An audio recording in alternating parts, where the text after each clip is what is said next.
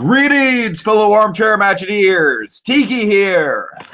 And Blue Dragon 5.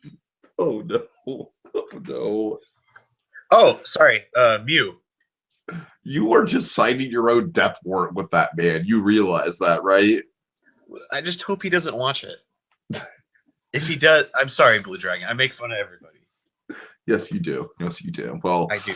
Anyways, folks, we are here for a recap of the merge project of So You Want to Be an Imagineer Season 14, as well as a retrospective on some of our favorite projects of the season so far, including a detailed look into the mythology projects, which that was around where Mew and I didn't give feedback at all, and Mew gave very limited feedback because we're just, both super busy. Mew, I believe you were still suffering from the bubonic plague at the time. Yes, I was.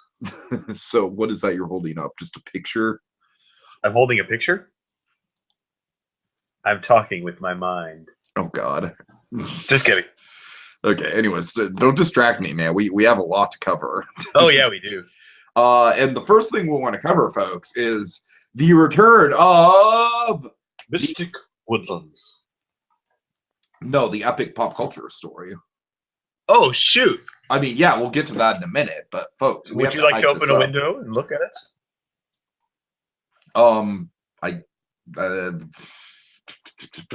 I could do just the same. Yeah, please do. We have a lot of windows open. Anyways, do you want to talk a bit about the epic pop culture story for a minute? Sure, folks. So this is something that dates back to Vision's Fantastic. It is basically an excuse to create the most outlandish, crazy, out there fan fiction we possibly can. It's completely limitless. Any pop culture character could show up. That is why it's called the epic pop culture story. There's only, it just starts with a base premise that Mew has laid out in the first post. And with that, yeah, just so much potential. Like we said, anyone could show up. Anyone. You could literally insert any character from any show, and the rights, the rights don't, it's the points in whose line is it anyways? The rights don't matter. What? I'm on the thread right now if you want to see what it looks like. Go ahead. The epic pop culture story. I'll highlight it. There you go. And I highlighted it. Oh well. Anyways, as you can see, I'll give a little introduction because I'll do the Blue Dragon voice. This is an old idea from Vision's Fantastic. Basically, this is an off-topic concept where a bunch of us get together and wait. Why isn't my computer not letting me type? Hello? Actually, Mew, I'll take it from here. Hello, WDW. I screwed it up. Hello, WDW Magic. The name's Blue Dragon 5. Renowned Captain America fan, news anchor, and encyclopedia for all things the Bat. The epic pop culture story is a free-for-all fan fiction where anyone and everyone can carry on and contribute to an ongoing story where literally anything is possible. But most importantly, it's a reason for you fine folks at WDW Magic to help people like us meet our favorite pop culture characters, such as Captain America, the Bat, Anna, Elsa, Woody, Buzz, and the evil Emperor Zurg. Don't forget Deadpool. I'll let Mew start the story off. He will leave us off with a paragraph or two, then the next person will continue the story. Make sense? Come on out of the cone of shame, Mew. We're ready to begin. And then, of course, I won't read the story, but you could read it here. It's all on WDW Magic, and it's all new, and it's ready. I just want to just highlight some of the possibilities that we have just in the first couple paragraphs, all right? Yes. We have Blue Dragon 5 as a main character.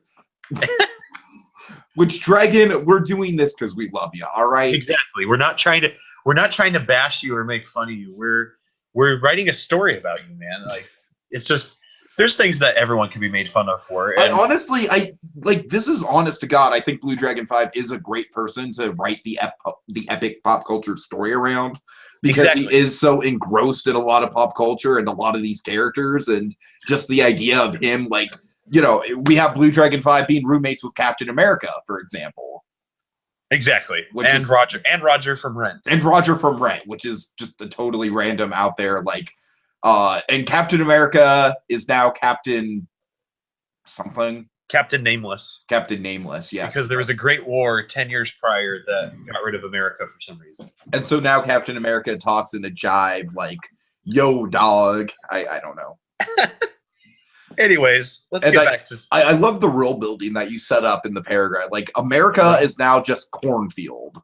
Yes. Well, some of America. There's also going to be a snowy area. Oh, God. Okay. It's adventure time, but with pop culture everywhere. Pretty much. It's only a matter of time before Mickey Mouse and Kermit the Frog and Homer Simpson and Big Bang Theory and, you know, all those characters come in. So many possibilities. So literally many possibilities. Like, the next installment could have Disneyman 1 fighting Maleficent as a dragon. Disney Rules from, oh my God. Disney Rules has to be a character in this. Yeah, there's a lot of possibilities for like past characters, like past people from So You Want to Be an Imagineer to show up. This is going to be awesome. Yeah. And of course, I have to bring in the goblins from not the goblins, the orcs from the Lord of the Rings animated, the Rankin Bass. The last time we had an epic pop culture story, I would kind of troll them by I'd play on the last story, and I'd have the orcs come in and sing their song from that movie, even if it made no sense to the story whatsoever. Like, you know, they'd be, you know, they're climbing a skyscraper or something like that, and all of a sudden, well, there's a way where the just like, and they'd be like, damn, what are we gonna do? Anyways, also one last thing, Hipster Donald should be the main villain. Oh no, but we can't reveal it till the end. Well, I mean, it's already revealed. Oh damn. Hipster Donald is the main antagonist. I will write that in. He started the Great War. Yes, yes. Hey, why am I on my Facebook? I don't know. You probably should stop screen sharing in general. Yeah, I'm gonna stop screen sharing. You didn't see my Facebook, did you? I wasn't paying attention. Okay, well, we're good. All right. That's okay, nice. folks. So yes, epic pop culture story. We're very excited about that, but let's get into the merge of So You Want to Be an Imagineer. There's a lot of stuff we want to cover. Oh God. So Garrett, where do we get into it? I guess I think with the merge, we can kind of talk about this project and go beat by beat because different people had different contributions to the project. Mm-hmm. So first of all, Disney's Mystic Woodlands. This is a natural evolution of PL 7764's Twin Peaks Wilderness Adventure Park, which in essence, that was basically like Fort Wilderness on steroids. Yes. Whereas what this team did was just infuse a bunch of Disney magic into the equation and just have a bunch of themes. Yeah, which there was nothing wrong with that. I mean, to me, there is kind of like a charm in how naturalistic the Twin Peaks project was. That's a little bit lost here, but at the same time, it's sacrificed for a lot of really good detail, a lot of great kind of immersive descriptions and fantastical settings. Yes. Realistically, like I think realism is a big point against this project, but yeah, there's just not enough room for what they were trying to accomplish. Yeah, I mean, it's huge. What they're trying to accomplish sounds like it'd probably take at least the footprint of Disneyland, at least. Yeah. You know, like, because it's hiking loops, right? Yeah, right. Yeah, it's hiking loops are huge, and that Strawberry Field is huge, but maybe just huge enough for one of the smaller loops they came up with. Mm-hmm. And even then, the Strawberry Field is in a place where is no matter how hard you try, it would be really difficult to completely immerse someone into the wilderness. You know what I mean? Sure. Like obviously that's the prompt, but it's like in a place where there's like Angel Stadium isn't too far. Like really, you could see it from there most likely. The streets are right around it. There's a gas station nearby. Oh God. McDonald's right across from it. Like it would be hard to immerse someone in there without and eliminate the traffic and everything. Yeah, you know what I mean. Right. But yeah, you're right. Realism is a big point, which is a shame because the project is really cool as a whole. Yeah, so let's get into some of it. A lot of it was done around pie on my cake. Definitely did a lot of this. He kind of came up with a lot of the ideas. It was very much a team effort. Magic Feather had a lot of brainstorming involved here. Let's see, who was the team leader? Disney Man. Right. He did a good job.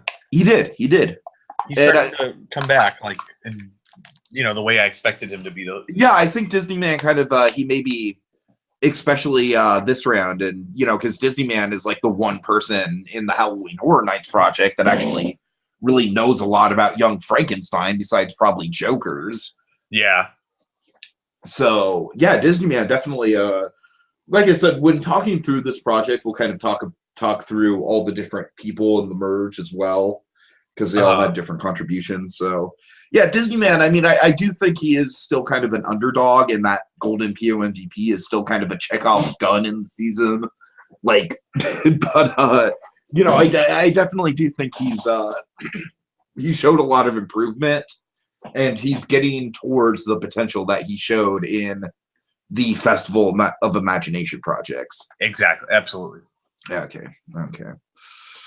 Do strawberry fields forever. Sorry. It's okay. Okay. This is Snoopy's addition to the project, I believe, the Bambi loop.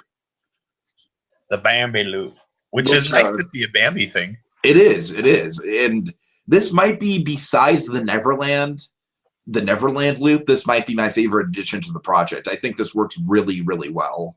Oh yeah, definitely. I love how the descriptions work, where it kind of lulls you in. It kind of like you see some of the more familiar woodland animals before seeing some of the more exotic woodland animals later on. I really like how they use some of the same iconic animals and set pieces from Bambi, but work it in a really naturalistic kind of way. The animal sanctuary being here makes a lot of sense. Yes, that I've always felt like an animal sanctuary or something, like the petting zoo, like Big Thunder Ranch. Like, kind of off topic. I always thought it would fit in Critter Country really well. It would. Did you see the Hungry Bear path is open now? What? Yeah. No. Fresh Bake just did a video on it. Look it up. No, shoot. I'm sorry, entirely off topic, but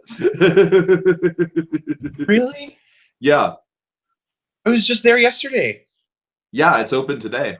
Oh, of course. The one time I don't go to Disneyland. I just went to watch World of Color, and that was literally it. Oh, shoot. OMG, they've opened the Hungry Bear path. Yeah, they opened the Hungry Bear path. It's now a complete path that connects directly back to the second story of the Hungry Bear, and you can clearly see it goes beyond. Like, there's, you can clearly see it goes out. Like there's a construction wall, but yeah. Anyways. Damn. Anyways, continuing with SYWTBAI. Yes. I like how this kind of reminds me of a walkthrough, kind of like, it's got some of the same conservation messages as something like Kilimanjaro Safaris. Yes. Which is nice, but done in, I think, kind of a more subtle way. Mm-hmm. Okay. And I like I said, I think like the main thing was that they took a risk kind of including Bambi, because Bambi's is so rarely seen. Yeah. Like, it's obviously like a popular film. I'm not going to deny that, but you don't see Bambi ever. I think people, like, in pop culture, basically, like, people just have Bambi summed up to a single moment, which is the gunshot. Yes, but there's a lot of. It's not my favorite film, but there's a lot of great moments in it. I always make the statement that I think Bambi, out of all the Disney movies, is the one that's most like a painting. It's the most artistically beautiful, but it's also the most boring. It is very boring. I will back you on that. But it is also very artistically beautiful. Mm-hmm. Like, it's so pretty to look at. Yeah, that's the problem. Next is Paradise Falls. Yes. Which, of course, is a huge plus in my book. A little too similar to Redwood Creek Challenge Trail at DCA. Yeah, this was I don't know. I think it's also kind of maybe a little bit too obvious of an inclusion as well. And we've seen a lot of other, like, Up is one of those things that I feel like is getting a little oversaturated in this community with armchair Imagineering. Yeah, I feel like we I'm see even it a guilty of lot. that. Because it's so, you know, like there's nothing really was done with it, and it's a good movie to base an attraction on. And there's a lot of different possibilities for like ride vehicles and locations. Yeah. But yeah, I would definitely say it's one of the more popular IPs yeah, for around sure. in this community, at least. I mean, I definitely did an Up dark ride back in the day, but nowadays, if I were to be working on a dark ride project, I definitely like avoid Up just for that reason. I definitely go with fairly Black Cauldron. oversaturated. Black Cauldron for sure. I mean, you might be joking. I can't tell, but Black Cauldron would make a hell of a dark ride. I was joking. It would make a hell of a dark ride.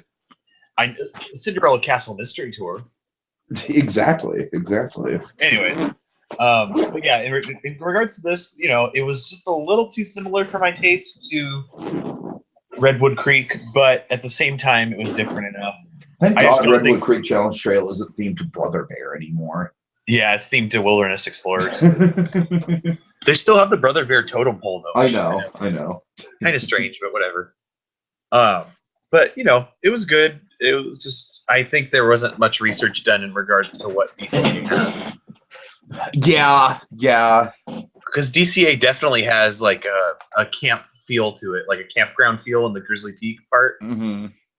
So it's like, I feel like that area wasn't taken into consideration. I feel like, if anything, I would have liked the Wilderness Explorers, which, you know, given Up is a good inclusion.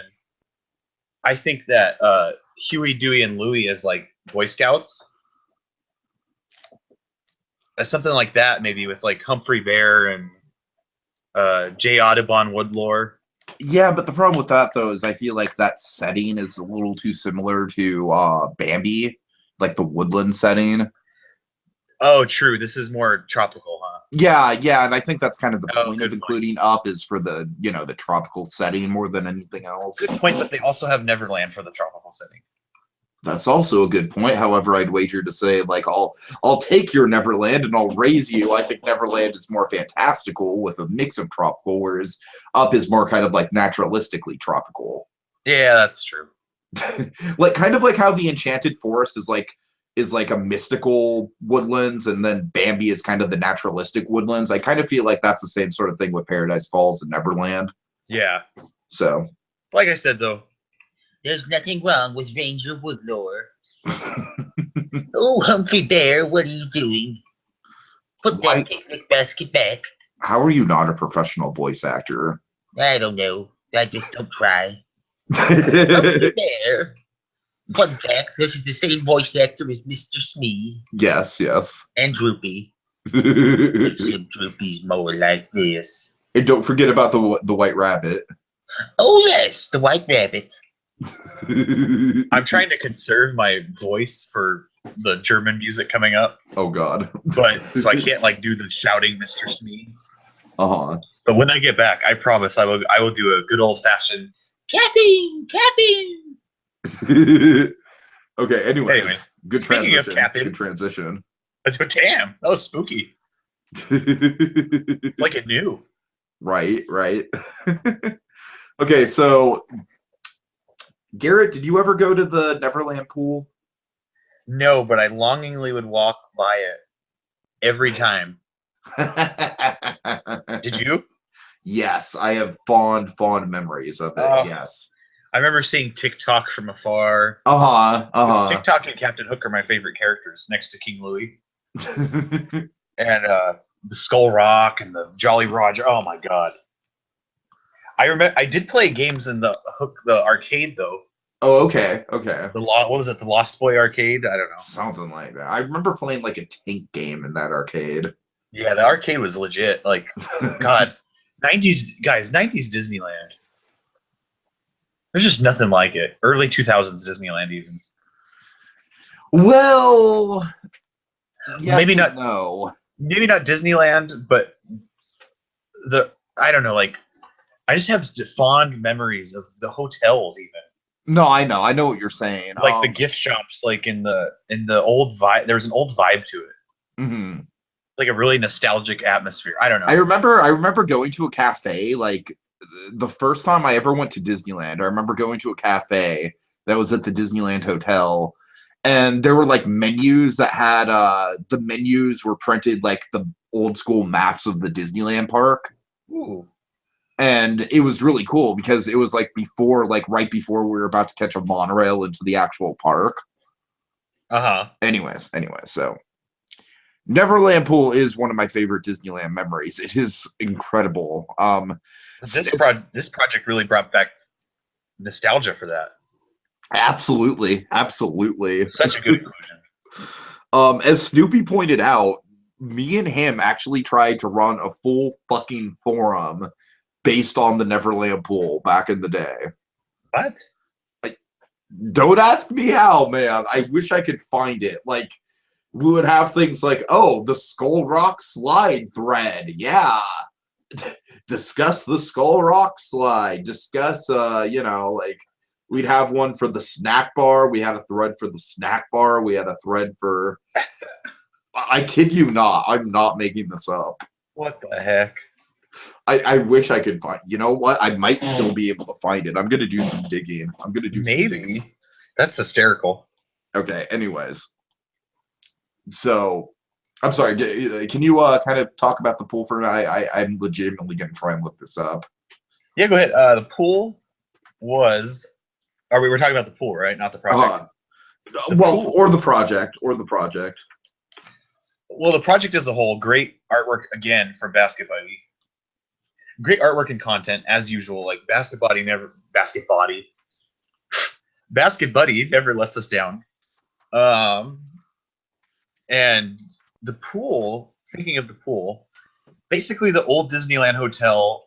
I like the new one. Don't get me wrong. There's some great features to it. Trader Sam's, which I went to for the first time on Monday, and getting drunk on a Monday. Turn up. What? Anyways.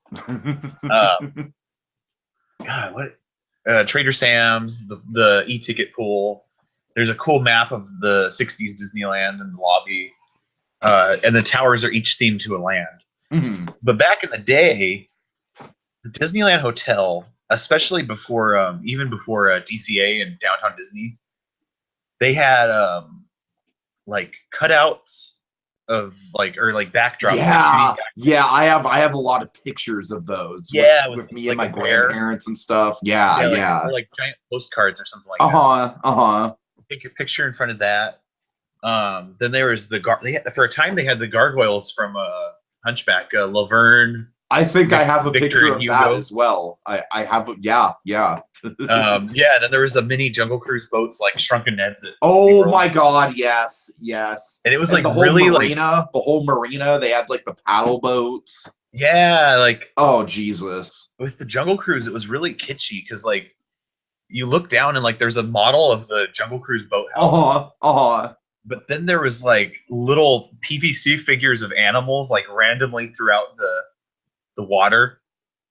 Like there's like an island with like a suspension bridge and there's a gorilla on the suspension bridge.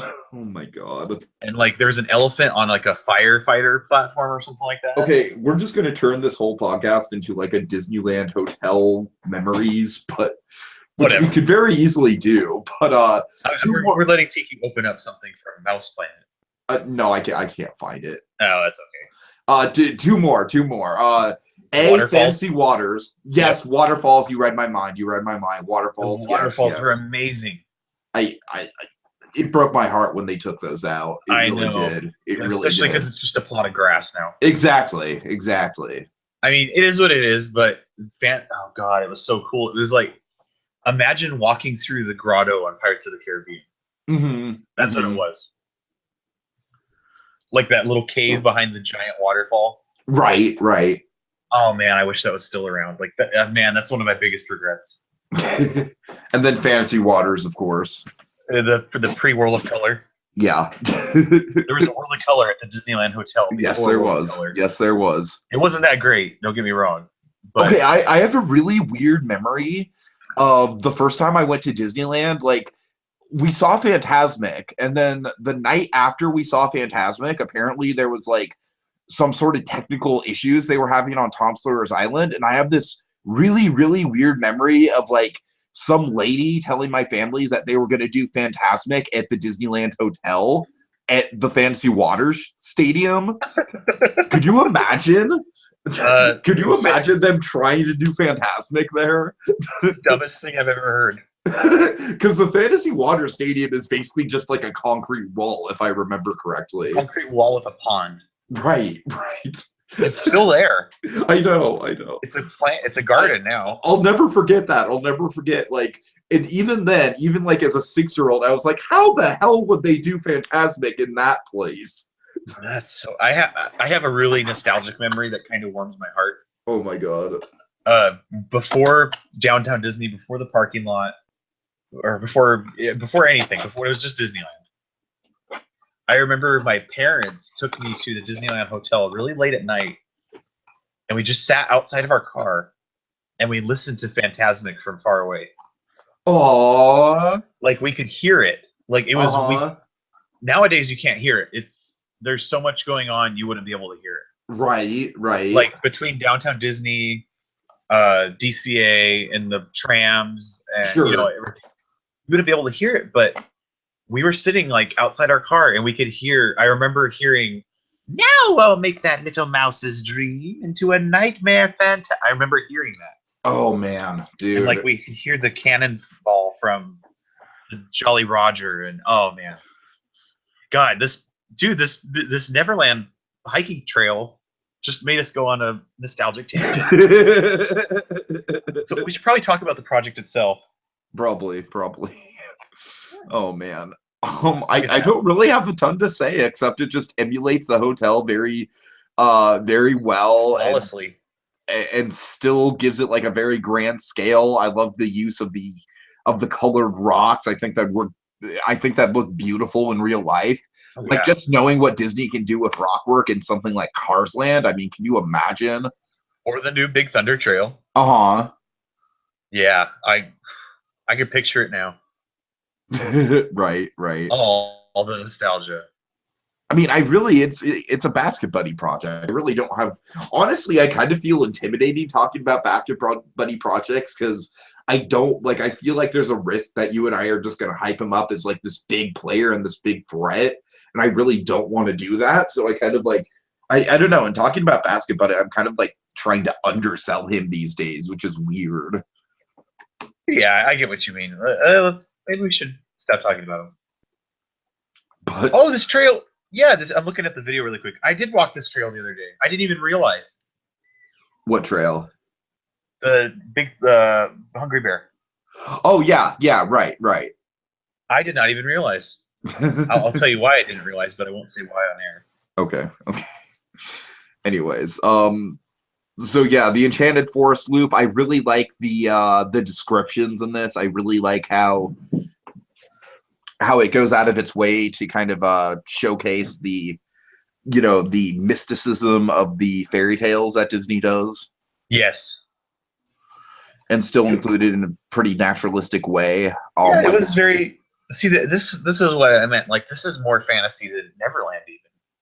Oh yeah, absolutely. So that's why I think that Humphrey Bear and Woodlore would have worked well. Well, I don't want to go back into that tangent. What do you mean you don't want to talk about it again? You're breaking my heart, Tiki. Oh god. Anyways, not to make you at a loss for words. Yes. Thank you for doing that. You're welcome. All in all, good project. It was a little unrealistic. Yeah, I really like the use of the reference photos. Yes, I did too. Because they're all like really far away wide shots that really show off the scenery. Uh-huh. I especially like this shot of Rapunzel. Which one is that? Oh, in the forest? Yeah. Yeah. Not much else to say about it. Nope. Like this, I know we were like, oh, we'll give our detailed thoughts, but like, our detailed thoughts are it's good. Pretty much. Comparing it to, do you want to compare it a little bit more to PL's original project? That was so long ago. Yeah, this is definitely a fantastical approach to the concept. It's a departure from PLs. Sure. Which is nice.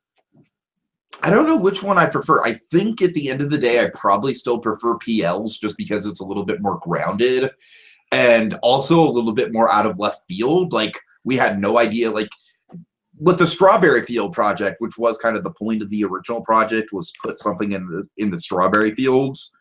We were more expecting like a water park or a hotel or something like that. You know what I mean? So for PL to basically come out with something that's never really been done on this sort of scale before in Disney parks really was kind of a game changer for armchair Imagineering, and it really did kind of lead the way for, you know, people coming up with experiences that Disney can do that the company itself hasn't even tried yet. Yeah. So yeah, I think really. Go ahead. I'm sorry. That was a really innovative project for its time. Yeah, and I think the legacy of this of the project is very much celebrated. And while I do think that this project is a little, you know, it's less grounded, it's less realistic. It is kind of a celebration of all things Disney. I think the IPs chosen flow together very well. I think outside of Up, none of them are very obvious IPs, so I give you credit for that. And yeah, that's about all there is to say. But what about Humphrey? I don't know. What about Humphrey? I wish he was there. Okay. Well, actually, Tiki, Humphrey Bear. Never mind. Just continue. Has anyone replied to that thread yet? No. No, that's sad. Maybe our advertising in this video will help. Hopefully, I need to get it uploaded right away. But do it. I know. I gotta work, man. Okay, how much time do you have left? I have about 40, a little under 40 minutes. We can do it. We can do it. We can do this. Okay, folks, we're going to quickly highlight some of the things that we've seen before, as well as give some of our detailed thoughts about the two mythology-based projects. And The Hobbit. Yes, and The Hobbit. So let's talk about cartoons and cereal. Let's just return to this because this is our top 5 favorite projects of the season so far. Essentially, it's not really in any particular order. It's just kind of more of the highlights. Yeah. But you know what's funny about cartoons and cereal? It includes a really good contribution by none other than Cranium Command. You know what's really sad? I just realized. What? The team that made this project basically isn't here anymore. No, you know what? That's besides Space Red, Cranium. I believe KMB is the last person standing. And Snoopy too, right? Or Snoopy on the other team? No, Snoopy was Team Mist. Yeah, I think KM's the last one. Yeah. Which wow. KMB, I definitely think KMB does have a chance to go far, as we've talked about. Oh, yeah. But, definitely. He's like, I'm on a trip. Crazy. Still does a lot of work. Exactly. Right. But yeah, this was the Animaniacs Tower of Terror, of No Terror, was a great project. And it makes me sad that things went down the way they did with Cranium. I mean, I really do hope eventually we get to have some of these people back. Yeah. Like Cranium and Steven Yu, who they really did seem like genuinely good contestants and people who would be really active in the game, but they were just kind of thrown off by some of the mechanics of the game. And also, I think both of them are really young. So, yeah. You know, this game's an acquired taste for some people. It's an acquired taste, and it's also like you and I talk about it over and over again. Like people, like especially kids, don't really realize how much of a commitment this game is if you really want to win and do well and be respected. You know what I mean? Yeah. Like, sure, you can just coast by and post a couple ideas to the brainstorming and post like the bare minimum and, you know, maybe make like the final 7, final 6 just out of sheer luck. But that's not going to get you a win, and that's also not going to get you any respect. You know what I mean? Yeah. Anyways. So, yeah, cartoons and cereal, it's just, I'm sorry, I wish I could, like, go through this quicker, but my web browser is just, for some reason, it's having a really hard time loading this. That's all good. Loading this page. Damn it. I don't really have much to say about cartoons and cereal. It's just, that was kind of the reasons why I pulled it out, though, was to highlight just how odd it is that, you know what I mean? We did have a project that was incredible, by a team that more or less doesn't exist anymore, which just goes to show how unpredictable this season's been. That's true. That by far the strongest team going out of the gate is all but evaporated. Because if you recall, their Carnival project was amazing too. It was. Yeah, you're right. And HMH or Haunted Mansion Holiday is when they kind of just disappeared. Mm-hmm. Or evaporated, I should say. Right. So, which is a shame, you know, like part of me still wishes that like some of these contestants are still around, you know. But it is what it is, and I'm happy with the season the way it is. I mean, Cranium and Stephen Yu are both still around, and they are, you know, doing other things. Stephen Yu is also on a different team. What do you mean to do? Oh, yeah, that's right. Right. He's on Team Younger. But still, he's still around. I'm just saying, like, some of these players, yeah. Anyway. Maybe one day we'll be able to, you know, fix any bridges that are still broken or burned down. Hopefully. Get back to it. I think the epic pop culture story is actually a good way to kind of like bring the community together for something that's just fun and wacky. I'm checking to see if anyone's responded. Oh, I have an alert. Oh. KMBMW 777 liked your post, but he didn't respond. But he didn't respond? How KM, rude. what the heck? Maybe he's responding as we speak. Yeah, really quick. It's going to be interesting to see how the Halloween Horror Nights project plays out. Yeah, we're actually going to have to talk about that because, you know, that's going to be 8 different projects that you and I are going to have to judge. It's like the one-time post-merge that our scores are going to directly decide who goes home. It's a return to the every man for himself kind of gameplay. That's a twist I added to the project at the last minute. What was your reaction when you found out that I did that? You know, it was a good choice because it's good. It's different. It's gonna be difficult for them because it doesn't seem like there's a lot of people into horror. Right. So it's kind of going to be interesting seeing. Obviously, Jokers is going to do fine. And it seems like Pie on My Cake is doing well as well. But the others like don't seem to be into horror. So it's going to be interesting seeing, are they going to come up with something scary? Something, you know, that logically fits at HHN, you know? So we'll see. I'm not tripping. But 2 more days. Less than 2 more days. Speaking of HHN, Garrett. Yes. It's pretty much happening. But it's only April. I know, but we have it to look forward to, my friend. We do. Oh my God. Yes, I pretty much like I've talked to my grandma. I pretty much confirmed like, yeah, let's do it. Oh, I thought you were talking about Haunted Mansion Holiday because you said HMH. Oh no, I said HHN. Oh, I was like, wait, what? Yes, I'm excited.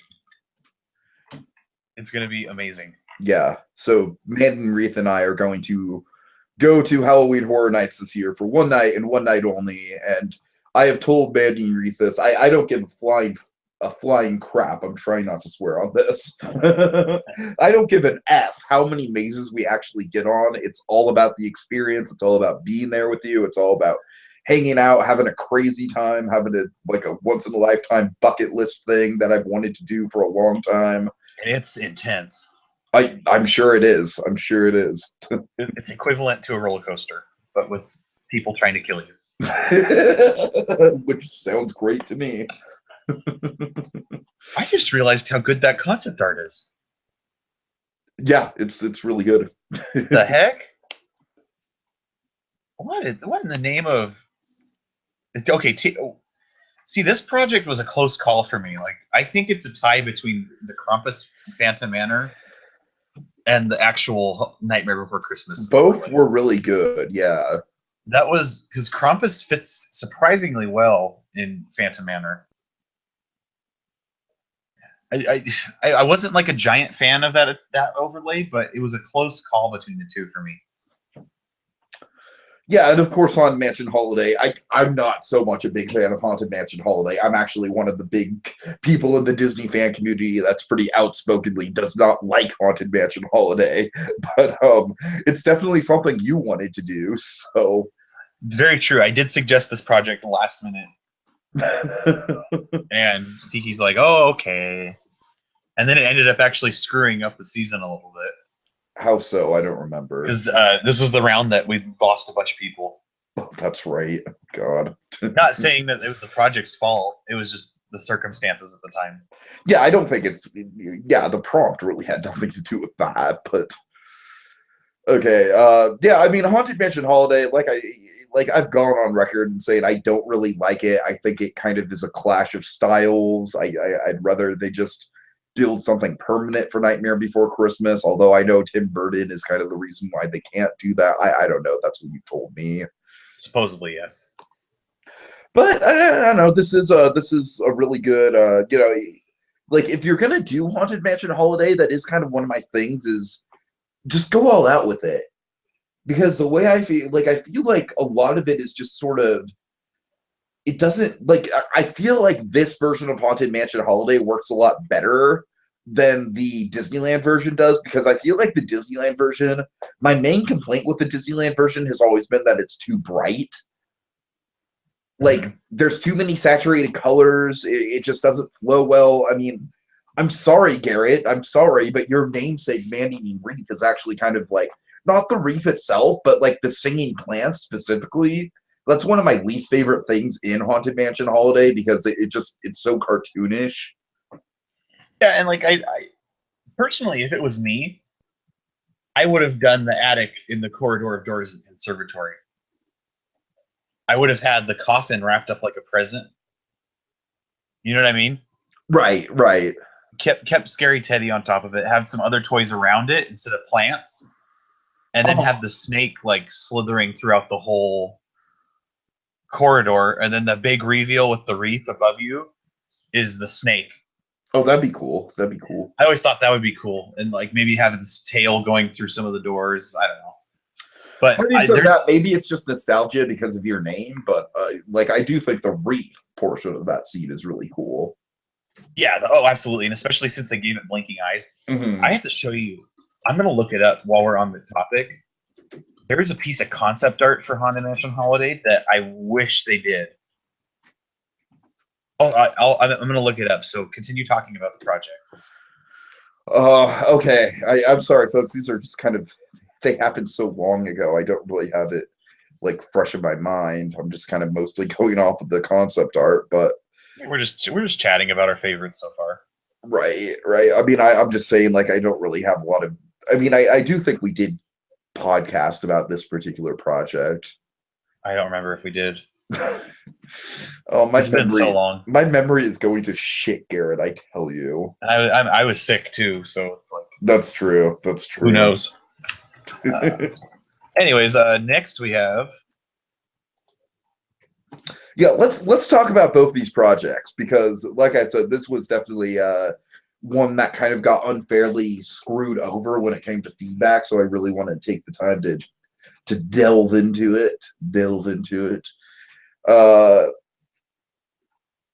So yeah. The what? The mythology? Yeah, the mythology projects. Legacy of Olympus, and then Jagodens of, I don't know, man. Okay, let me try it. Go back up. We're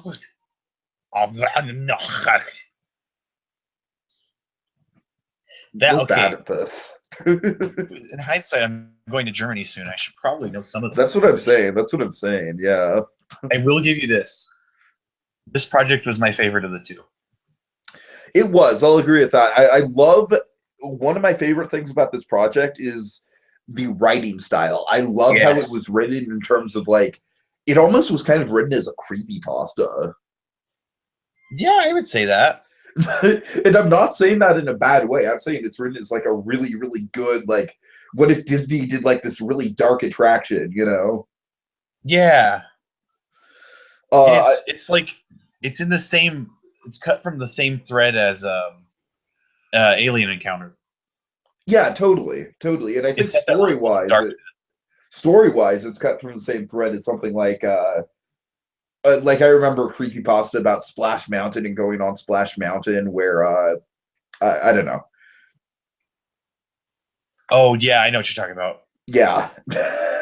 Yeah, I would agree with that. Like I just really like the setup of like you've been hearing about this thing all day and you personally don't want to go on it, but your friends are going to go on it, and so you don't want to seem like the chicken. And I don't know, just in that opening paragraph, I really got a lot out of that. Just really set the tone very well, even though not everyone who's going to be experiencing this attraction is going to be having these similar thoughts of fear regarding it. Yeah. I still think it just kind of set the tone and set the stage and really was effective in that way. Yeah. Okay. I would say so. All right. The Greek one. Yeah, I'm sorry, just to go over Yeah. this, because I don't want to like skip around. I think this one was the most Basket Buddy inspired one too. Well, yeah, I mean, it's got a lot of. I also just, like I said, I think the story of the project is really great. Just how all the visuals come together. There's a lot of things that happen early on in the ride that get paid off by the end. It's a very kind of full circle sort of narrative. Yeah. And the creature itself is very scary. Mm-hmm. Oh, that too. I forgot about that. That was like kind of, not gonna lie, kind of creepy. Kind of creeped me out. Right. It's weird. Like, even though I'm 23, I have this weird thing about vampires still. And I think this was a vampire project, wasn't it? It was, yeah. It's just the whole culture just creeps me out. Vampires have never scared me, but to each their own. I'm just weird. I guess. But, okay, hold up. Really quick, I think I found the artwork that I have to show you. Okay. And I know it's kind of off topic, but it's so... Oh my god, you just have to see it. It's going to make you so sad. Okay, screen share. Oh, I'm actually on an article called Disney Guest Chokes Girl Who is Blocking View of Fireworks. Oh boy. Oh god. Suspect charged with child abuse. Oh man. Anyways. Well, that's fun. I know, right? Look at that art right there, by the way. I can't see anything. The image of the deer in the headlights. Oh, yeah, for sure. Okay. Some full screen. And there's no volume, right? You can't hear anything? No. You're muted. You're good. Okay, hide. Okay, look. Okay, just look at that screen right here. Okay. This is like in 2001, so this is the first year. Okay. And you're going to see a little scene, which is a bunch of missed potential, in my opinion. Obviously, this happened. Mm-hmm.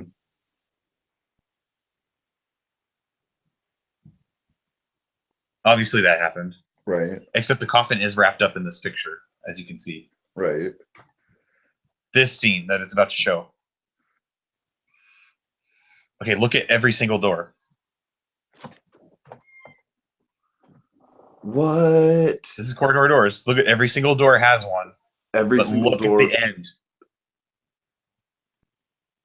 Oh, snap. Look. Do you know? Oh, like, my God. I'm assuming that's where the clock would be. Uh-huh.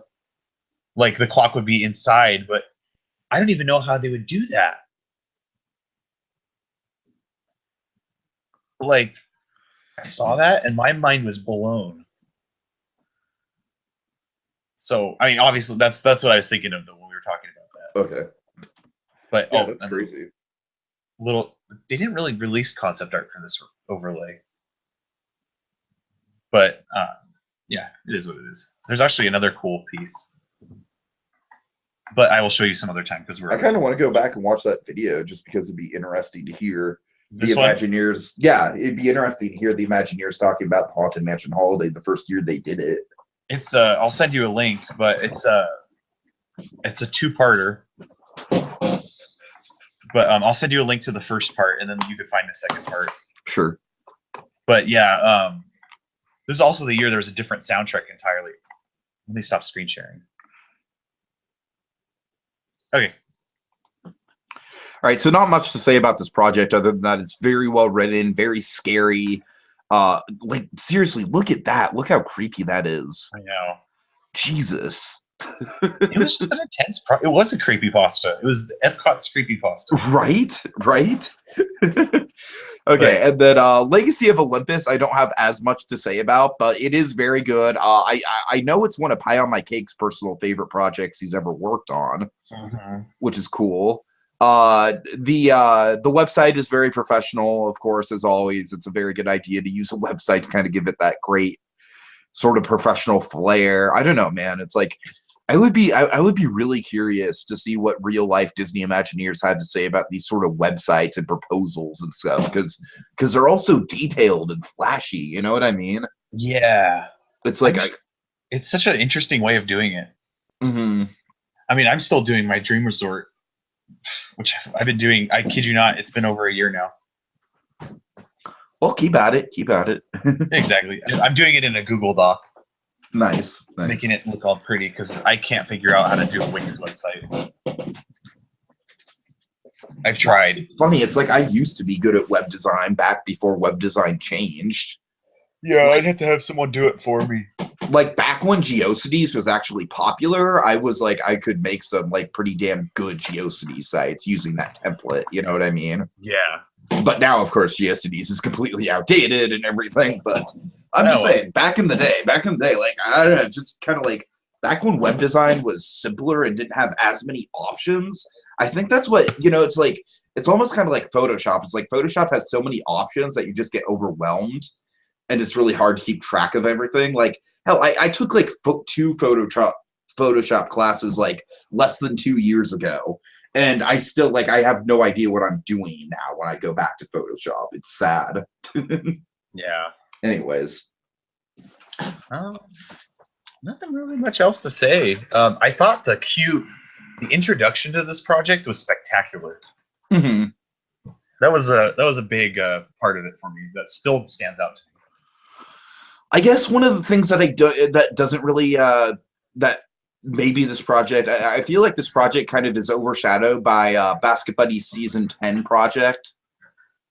Which one was that? It was done on the same theme. It was the Pirates Haunted Mansion spiritual successor. Oh yes. In which he did choose ancient Greece, I think. And so having said that, I don't know, just because of my history with the game, it's like, I guess maybe that's not really fair to compare, but I mean that was a Basket Buddy project, and like any Basket Buddy project, it had a lot of detail in it. So yeah, I don't know. Not saying this isn't detailed or anything. This is really good. I like the use of the lift hills and how they are really integral to the story. And good sort of transition pieces. I think the real shame about this particular project, though, was I remember Evan was supposed to do like a Jack the Ripper project. Oh yeah, that's right. And they just never turned it in. Yeah, I completely forgot about that. It's going to be some London superstition, right? And I remember he was like really frustrated with that because the direction kept changing. Yeah. Like at first it was Jack the Ripper, and then they like expanded it, and I think in expanding it was kind of what led to the problems. This is around the time I was super sick too. Right. I remember getting messages from Evan, and I was like dying. Oh God. It was awful. But anyways, nothing much else to say. So next we would have, I believe, The Hobbit. Yeah, I'll wait for it. Maybe. There we go. Oh, this is the real game changer for me. Yeah, and to me, Mew, I've tried, like, I don't know, I'm still under the impression that I think the perfect place to cut the rhyming out would be here. I could see that, and that would work. That's, truth be told, that's how I would do it. That's how I would have done it. I would have said, okay, that's enough rhyming for me. I'm going to just come up with my own right through. You just admire the fact that they just went the extra mile with it and just had the gall to actually do it. Like, poetry is hard. It is. They obviously spent so much time writing this. and it's a good project, and I love how it ends too. Like the ride itself is good. Like, don't get me wrong, but the ending where it's like, oh, the Peter Jackson movies came out, but Eisner was cheap and still didn't want to update the ride. And then the Hobbit movies come out, but Iger was cheap, didn't want to update the ride. Like, that's so realistic and tragic. Right. Like a good example of how Pie on My Cake's Festival of Imagination project about the Disney Universal. Sure, right, yeah, exactly. How sad it was at the end because like it just kept changing.